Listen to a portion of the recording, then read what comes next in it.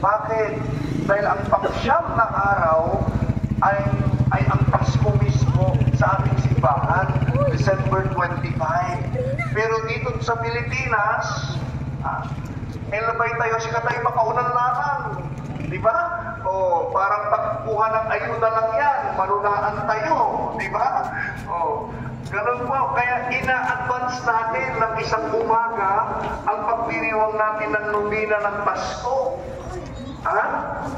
Ang pangsyam ay ang Vesperas. Katulad din, di ba? Wala may iba mga Vesperas. Antes kumain, ano, fiesta, kung 30 days ka na 29, maghahagal ilan, di ba? Ganun din sa kasal, di ba? May prenup pa, mga ganun. Gusto natin kasi advance. Kaya yung readings po natin kayo, ay di po talaga magkatagpuan sa regular na lectionary. Ganyan din po, ganyan po tayo pagdiwang. May Vesperas na, may panghimagas pa. Parang ganun. At narinig po ninyo sa Ebanghelyo ngayon ang pag-usap ng Panginoon kay Juan Bautista. Itong si Juan Bautista po, ang huling propeta bago dumating ang Panginoong Jesus. Kumbaga, siya ay precursor. Ibig sabihin, si John the Baptist ang nagpakilala sa pagdating ng Panginoon Jesus bilang Mesiyas. Bago dumating si John the Baptist, ang huling Mesiyas po ay si Prophet Malachi. Kaya nga, the last book in the Old Testament is the book of the Prophet Malachi. Tapos doon, New Testament na. At alam ninyo, kung ilang taon ang pagitan na kung saan hindi nagpadala ang Diyos ng propeta, magmula kay propeta Malachi hanggang kay propeta Juan o John the Baptist, alam niyo ilang taon yung 400 years. Ganun katagal ang paghihintay bago nagpadala ulit ang Diyos. Tumahimik ang Diyos ng 400 taon bago siya nagpadala na isa pang propeta, yung huling propeta, pinibang ni si John the Baptist. At siya naghanda para sa pagdating ng Panginoon. At sa ating Ebanghelyo po ngayon, ay may tatlong napakahalagang kaisipan na dapat maging malinaw sa atin sa simula po ng paghahanda natin ng Pasko. Ano itong tatlong ito? Una, ang tawag po ni Jesus kay John the Baptist ay tagapagpatotoo. Patotoo ng tao. Witness sa English. Saksi. Naging mahalaga po si John the Baptist dahil nagpatotoo siya sa Panginoon. At alam po ninyo, ganun din mo ang hinihingi ng Pasko sa atin. Na hindi lang po tayo mga carolers, hindi lang po tayo maging party goers. Sabi ng Panginoon, maging saksi tayo sa kanyang mabuting balik. At ang Pasko po ay hindi na kaniwalay. It is not disconnected. Yan po minsan ang problema sa atin ng mga Pilipino. Bakit? Kasi ang isip natin, ang Pasko, disconnected. Ang ibig ko sabihin, ang Pasko na simbang gabi, napasigurado yan, Misa Biganyo, magdadatingan ang napakaraming tao. Kanina na paglabas ko, hanggang labas ko yung tao, hanggang paway yung totoo, na hindi naman nangyayari ito kapag regular na linggo. Di ba? Ang gagawin ka na simba. Yes, ay minsan sama, 5:30, 6:45, 8:15. Pero ay 4:30 ka kabosa. Ay, mas dahan sa totoo. Katulungan natin mga pinsan. Ang To i-transportin natin oras na misa o simba, 4:30 na. Ang pagpasok dahil siguro kung sabihin na, totoo. Kasi tingnan ninyo ngayon, ang dami-daming tao. Di ba? Ako, hindi lang yan. Ako, ang daming mga nights, hindi altar, nagdaratingan. Baka bang sinasabi nila, ay, magsimba ako, magsaserve ako, kasi misa ni Gallo. At hindi lang yan, ang dami rin naman, EM, no? O yun, tulog pa. Hindi mo lang okay, hindi kinulog yun, kasi po yun.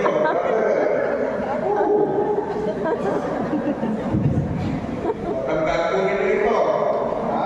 Kapag nag-misa ako at kapag may natutulog, sinisigurado ko, matutuluyan na kayo.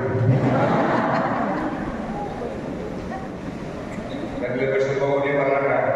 Bigyan na ng lunan yan, hindi jacket.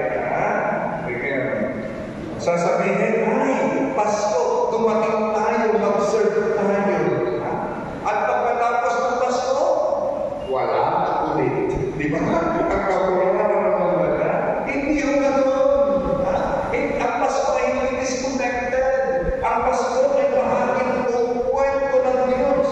Ibig sabihin, dapat tuloy-tuloy lang yung gawain natin. Tuloy-tuloy lang yung pagsiserve natin. Tuloy-tuloy lang yung pagsisimba natin. Di ba? Kasi nangyayari kapag Pasko, nagre-renew tayo. Nagiging saksi tayo. Pag Pasko, kapag misa ni Gallo, ayun, dadala sa misa. Katulad ni Baba Gadalati, ay walang misa ni Gallo, misa ni Baba na. Dadala sa misa. Pero kapag tapos ng misa ni Gallo, wala na ulit. Diba? Hindi po ganoon. Na parang special na season dito ka lang ang mapakita. Pagkatapos doon, bahala na. Di ba? Ngayon, ang dami-daming tao. Puno ko na ang simbahan. Pero kapag linggo, alog-alog ang simbahan. Yung iba, maaalala lang ulit si Lord. Patigan. Pagkatapos na naman kapag dumating na naman mahal na araw. Diba? So, may linggo ng palaspas at yung araw na kita, palaspas. Diba? Nagbago na naman niya, totoo. Isang kasumpantuan na naman, amay, kailan yun? Linggo ng muling pagkabuhay na naman. Ganun na bang klase ng Katoliko?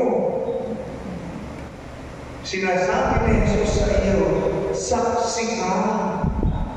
Kung talagang ginigil lang mo ako, dapat consistent ka.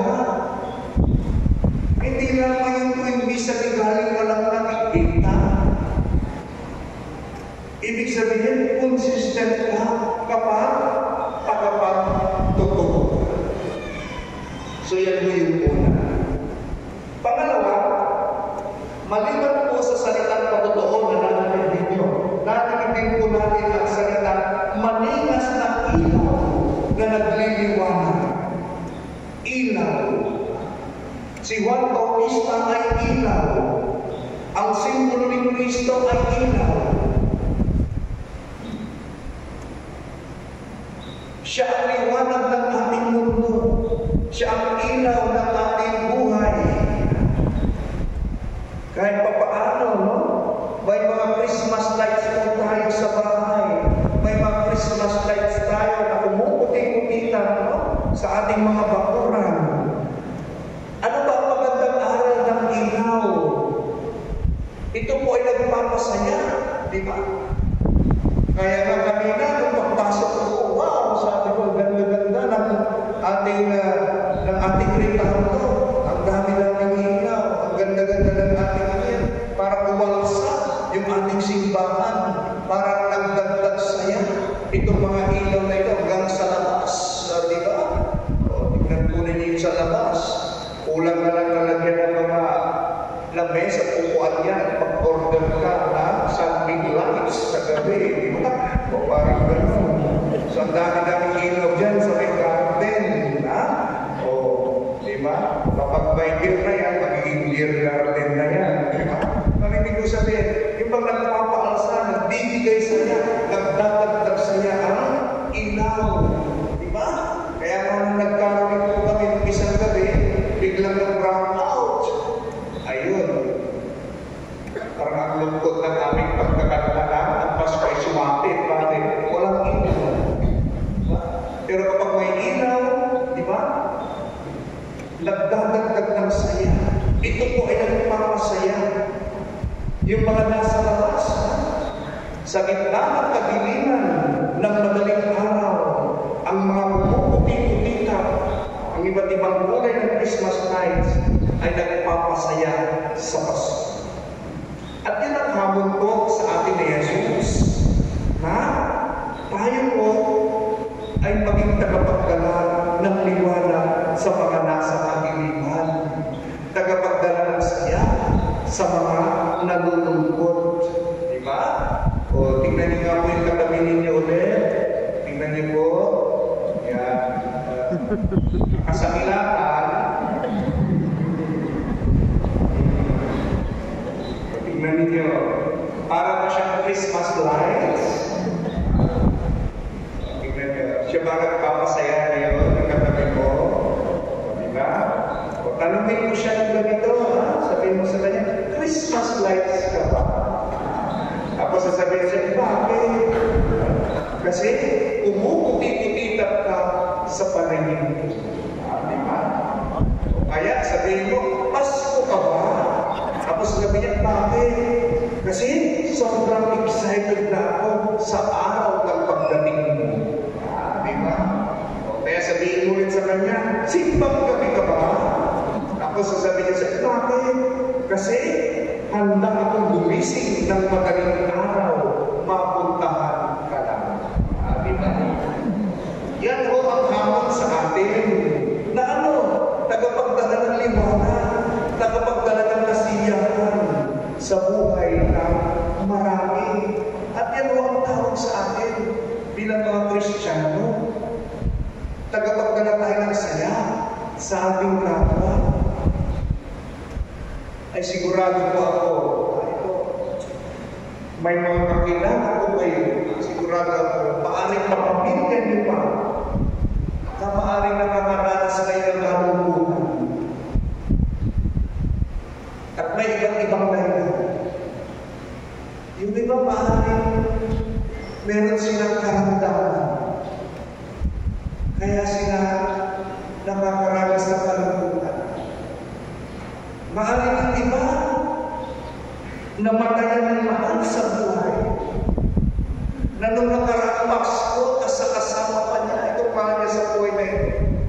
Pero hindi yung unang Pasko na hindi na niya makakasama ito.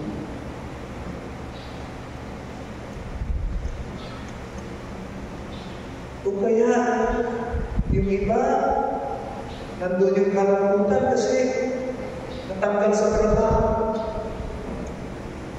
Kaya nag-iisa na lang sa bahay. Kasi wala ang mga mahal sa buhay. Nasa malayo sila.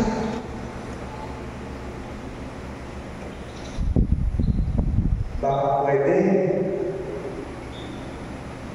pwedeng dalawin naman natin sila. Aliwin natin sila. Dalhan natin sila ng saya, ng tuwa.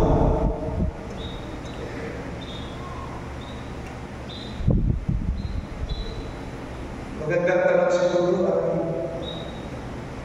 sino ba yung tao na dadala mo ng saya ngayong Pasko? Sana huwag mong palagpasin itong Pasko ito na hindi ka man lang nakapagpasaya kahit isa lang na tao.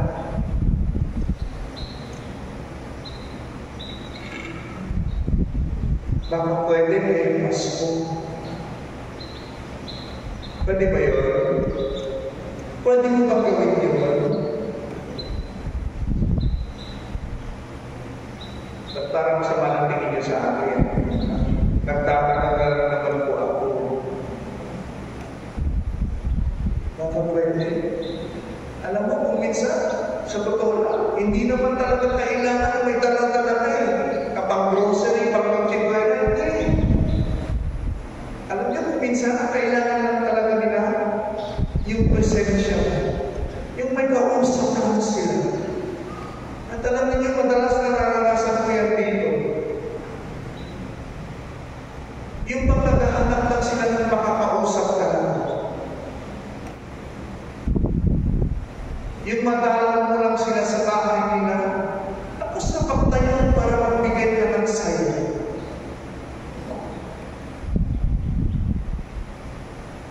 Noong pumunta po ako doon sa Madyo, madaling araw, ito lang, kung Sabado, nagpaalam ako doon sa, kasi may dumating po yung Quezon City Lions Club at magbibigay po sila ng mga bigas, ng mga itlog. So nagpaalam po ako doon sa may-ari ng lupa na pagkaganapan ng pagbibigay. Pumunta po ako sa bahay nila, maaga, 5:30. Natutulog pa yung pamilya. So yung nanay lumabas. At nandun ako sa labas. At sabi sa akin, Father, ang masaya-saya ako, nandito kayo. Baka pwede po, Father, pumasok kayo sa bahay niyo. Pumasok kayo sa bahay niyo. Kasi masaya-masaya po ako. Ayun. Pag-alis ko po, nalungkot siya. Bakit? Ang daming aking kalawala sa kanya. Biro lang po. What is my point? More than the present, it's the presence that really matters. Yung presensya. Baka meron tao na napakalapit sa puso mo na patagal mo na hindi nagkakalaw. Baka pwede ngayon. Baka pwede ngayong Pasko. Dalawin mo naman. Dalawin mo. Magbigay tayo ng saya. Ngayon Pasko. Magbigay tayo ng regalo sa kanila. At yung presensya mo, sapat. Di ba? Pangatlo, ang sabi ni Jesus, ang mga gawang ipinapagawa sa akin ng Ama, ay siya ko naman dinadala. At itong mga pananalitang ito ni Jesus ay nasa dulo po ng Ebanghelyo. Narinig natin ang salitang Ama. Sabi ni Jesus, ang mga gawang ipinagawa sa akin ng Ama. At yan din po ang diwa ng Pasko na tayong lahat ay magkakapatid sa naagitayon namin.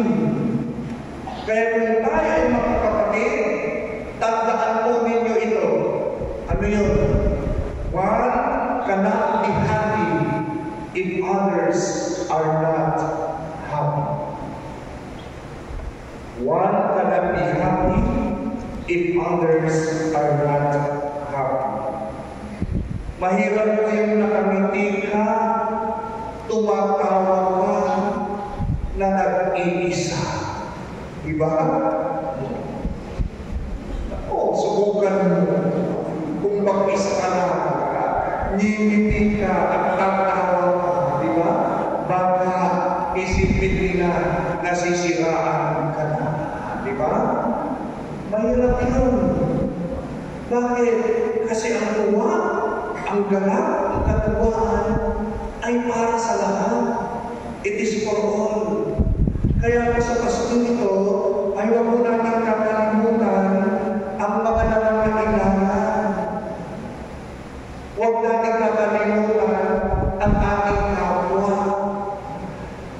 Kaya po, isa sa programa natin, tuwing sumasabit ang ganitong panahon, nagsasabit po tayo ng mga pangalan dyan sa Belen. Di po ba? Ngayon, may mga nakasabit na. At ito yung mga nakasabit, ito yung mga kapatid natin na pwede mo natin tulungan.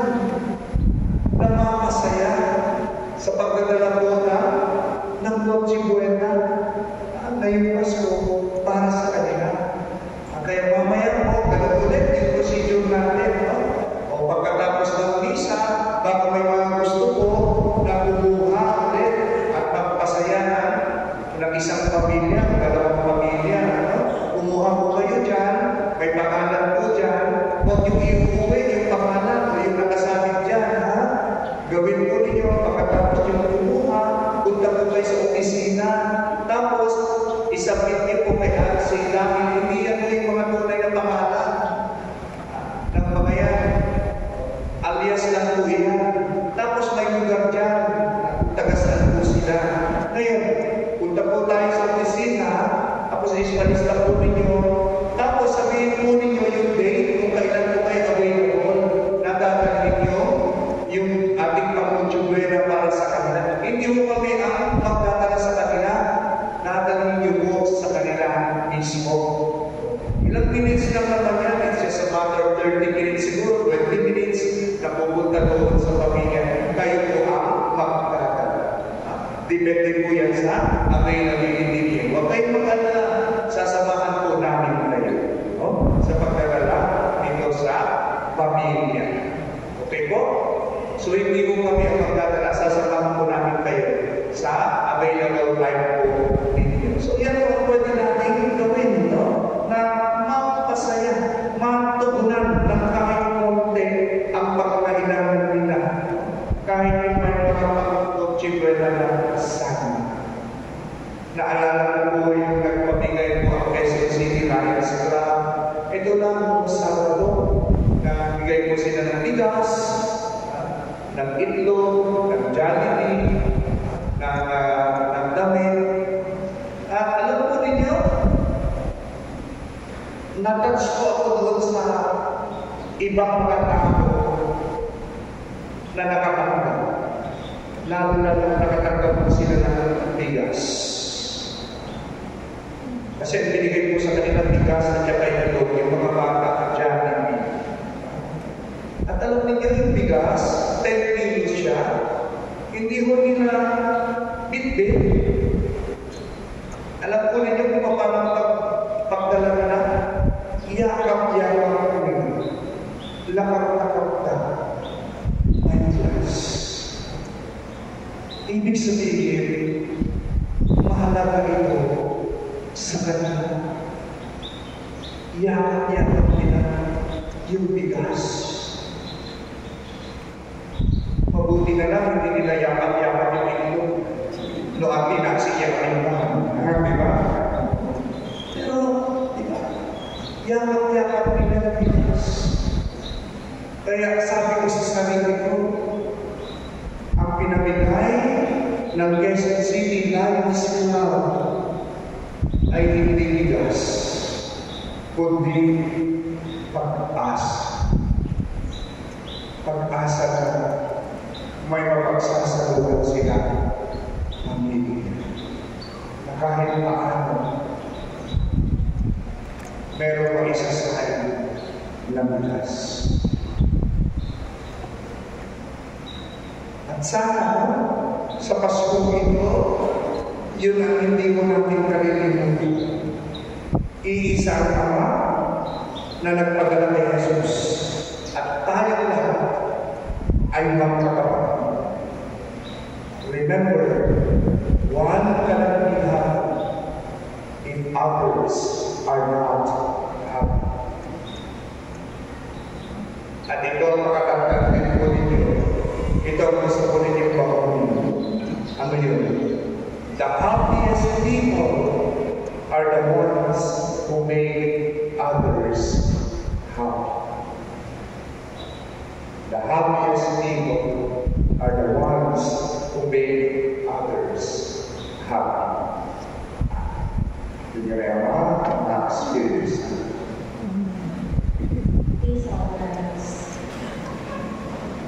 Mga kapatid, bumiling po tayo sa Diyos Ama ng katooang handang pagkatotoo sa kanyang kapayapaan sa ating bawat salita at gawa at sa bawat panalangin na ating pong itutugon. Ama, bigyan mo kami ng kapayapaan.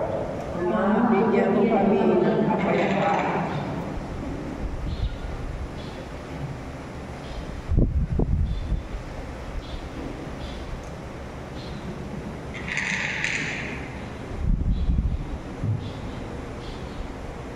Para sa simbahan, gawin mong daluyan ng iyong kapayapaan sina Papa Francisco, mga obispo, mga pari, mga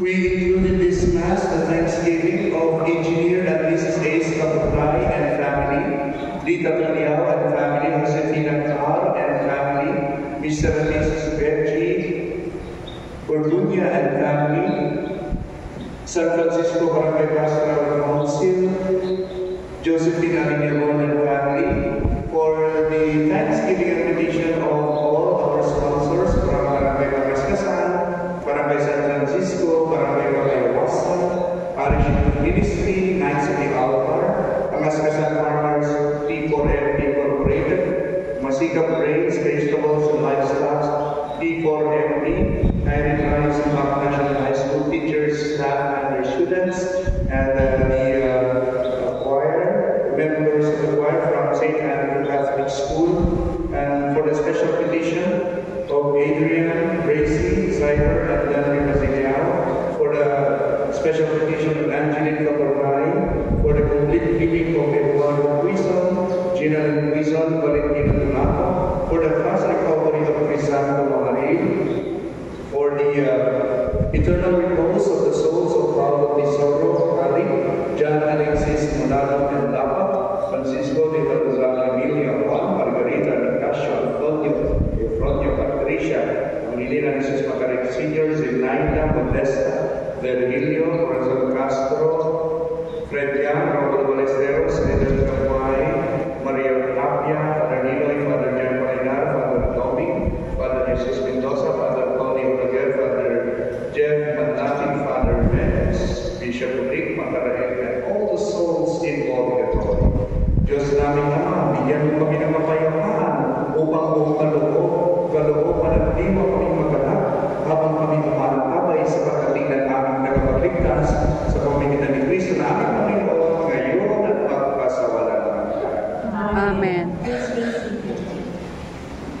Our outdoor procession will be led by our sponsors, the parishioners from Barangay Pagaskasan, Barangay San Francisco, Barangay Cabayawasan, Parish Ministry, Knights of the Altar, Pagaskasan Farmers P4M Incorporated, Masikap Grains, Vegetables and Livestock P4MD, and the members from Alcazales of National High School, teachers and staff, together with the parishioners who wish to offer.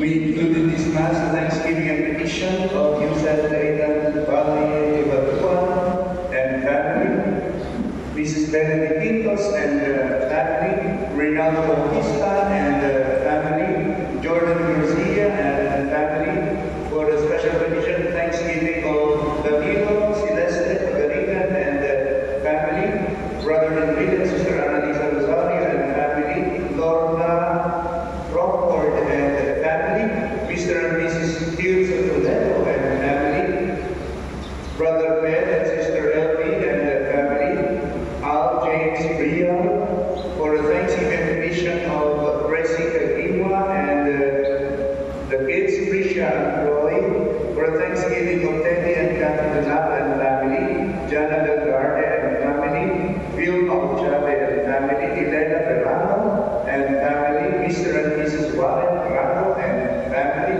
Romeo, Mr. and Mrs. Romeo Pedroso and family, Leona Tarakas and family, Vicky Natividad, for the thanksgiving of Mr. and Mrs. Melicious Rata and family, Mr. and Mrs. Robin Ibera and family, Ubita Ramos and family, Marita Nagsani and family, for the thanksgiving of Marisa Ibera and family, Marietta Araneta and family, Mr. and Mrs. Marcelo Mansibang and family, for the thanksgiving of Alex Garbo and family, Elizabeth Garbo,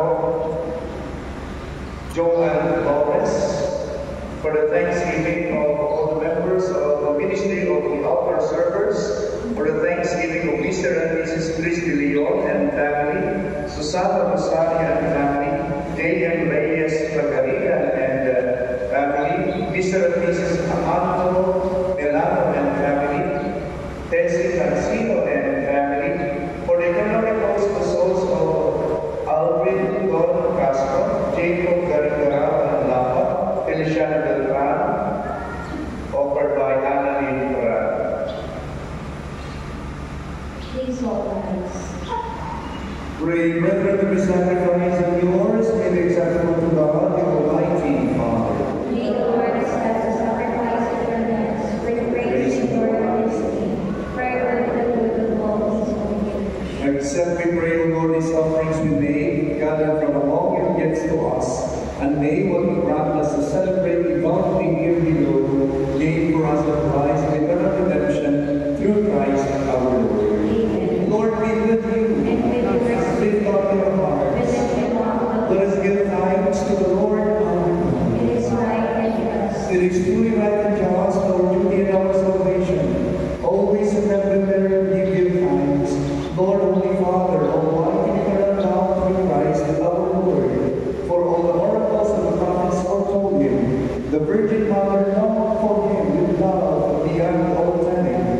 John the Baptist sung of his coming and proclaimed his presence when he came.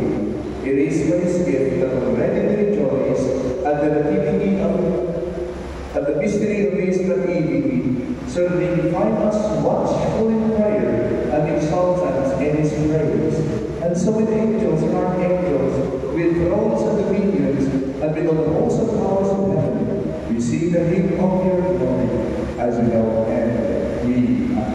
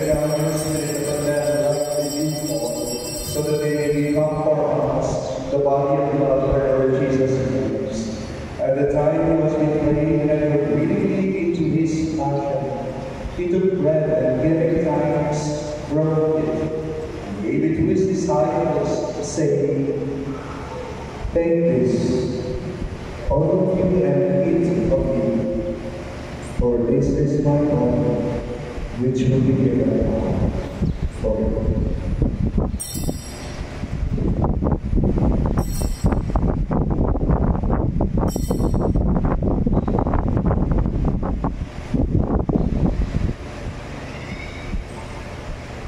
In a similar way, when supper was ended, he took the chalice and once more giving thanks, he gave it to his disciples, saying, "Take this, all of you, and drink from it, for this is the chalice of my blood, the blood of the new eternal covenant, which will be poured out for you and for many, for the forgiveness of sins. Do this in memory of me."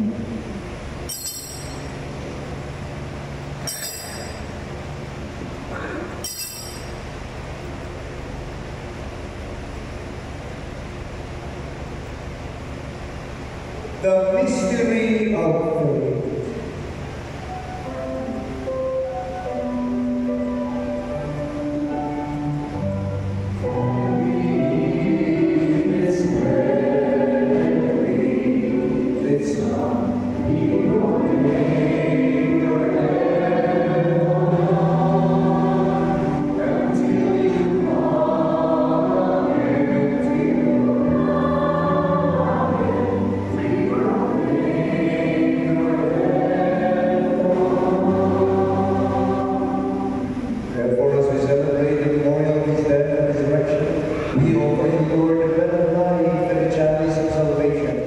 Giving thanks to the help us worthy to be your presence and minister to you. Humbly we pray, thou art taking the body and blood of Christ, and begotten into one with the Holy Spirit. Remember, Lord, your church spread throughout the world, and bring her to the fullness of charity, together with Francis, our Pope, the Holy and our Bishop, and our clergy. Remember also our brothers and sisters who have fallen asleep in the hope of the resurrection, and all who have died in your mercy. Welcome them to the light of your face. Have mercy on us, all we pray, that with the Blessed Virgin Mary, Mother of God, with Saint Joseph, her blessed spouse, with the blessed apostles, especially Saint Andrew, all the saints of our nation throughout the ages, we may merit to be co-heirs of eternal life, and praise and glorify you through your Son, Jesus Christ. Through him, and with him and in him, O God, Almighty Father, in unity of the Holy Spirit, all glory and honor is yours forever and ever.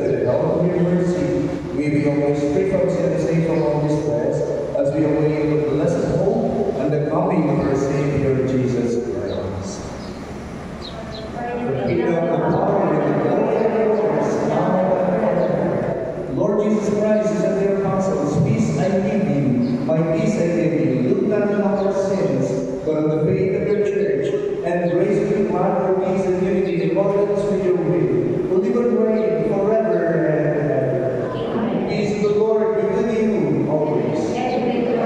Let us now offer each other the sign of Christ. Peace, peace be with you.